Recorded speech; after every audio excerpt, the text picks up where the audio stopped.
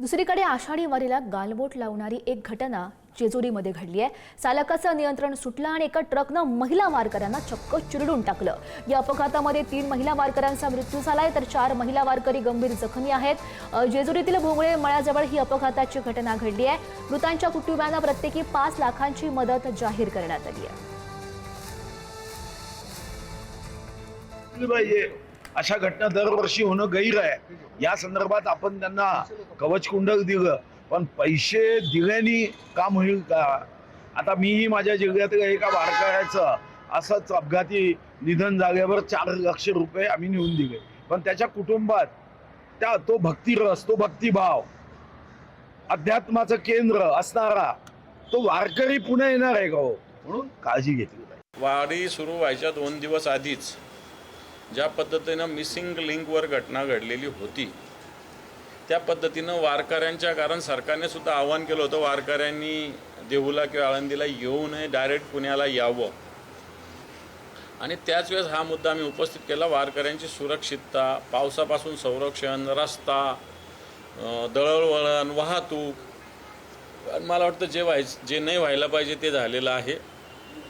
3 वारकऱ्यांचा मृत्यू हा दुर्दैवी आहे।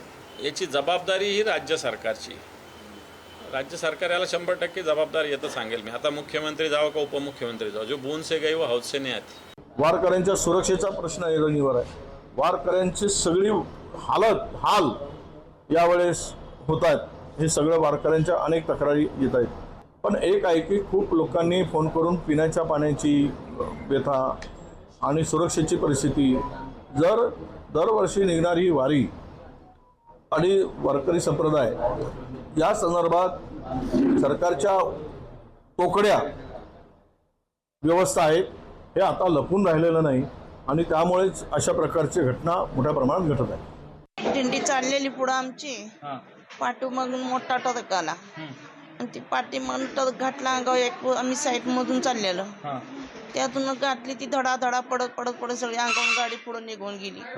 कोणाला जास्ती लागले, कोण जखमी आहे, कोण 3 जण काही मेले ते असं समजावले आणि 8 जण काही सदस्य असं ऐकायला मिळालं। आता तुम्हाला काय झालं?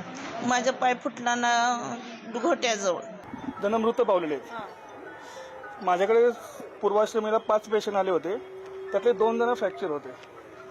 एकाला हेड इंजुरी आहे, त्याला सिटी स्कॅनसाठी आपण केलेला आहे, तर त्याचा रिपोर्ट हा वेटिंगमध्ये आहे। त्यानंतर RH मधून पुन्हा तिथं अत्यवस्थ अवस्थेमध्ये 2 फिमर फ्रॅक्चर होते, तेही ह्या ठिकाणी आलेले आहेत। त्यांची आपण या ठिकाणी ट्रीटमेंट चालू केलेली आहे। आता ह्या पेशंटला चेस्ट ट्रॉमा आहे, त्या ठिकाणी बरेचसे रिब्स त्यांचे फ्रॅक्चर आहेत। अशा वेळेमध्ये काही सुपर स्पेशालिटी तज्ज्ञांची या ठिकाणी मदत लागते। आता तुम्हाला माहिती असेल, साधारणतः पुण्यापासून 45 किलोमीटरच्या अंतरावरती हॉस्पिटल आहे। आता ह्याच्यामध्ये ह्या ठिकाणी जर का त्या ठिकाणी जर पेशंटला आमच्या भाषेमध्ये हिमोथोरॅक्स किंवा निमोथोरॅक्स की ज्या ठिकाणी आम्हाला ICD टाकावे लागते, तर ICD टाकण्यासाठी त्यासाठी पल्मोनॉलॉजिस्ट लागतो।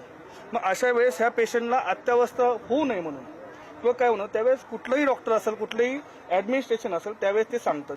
ते काल रात्री त्याला ताप वगैरे आला होता, मग त्यांनी काहीतरी दवा घेतली होती, गोळ्या वगैरे घेतल्या होत्या। मग त्याला आता आम्ही ज्यावेळी इंट्रोगेट केलेला आहे ताब्यात घेतल्यानंतर, तर त्याला अचानक झोप लागली। झोप लागल्याने तो गाडी ओव्हरटेक करत असताना ते सरळ न जाता त्यांनी एकदम डायगोनल दिशेने म्हणजे डिवायडरच्या कड्याकडे गाडी वळवली आणि त्यामुळे त्याचा कंट्रोल सुटला झोप लागण्याने। आणि ही जी त्या ठिकाणी 8-10 वारकरी चालत होते पुढे, त्यांना अचानक धक्का लागला। यामध्ये 3 वारकरी महिला जे आहे त्यांचं निधन झालेलं आहे। इतर 6 ते 7 लोक त्यात जखमी आहे।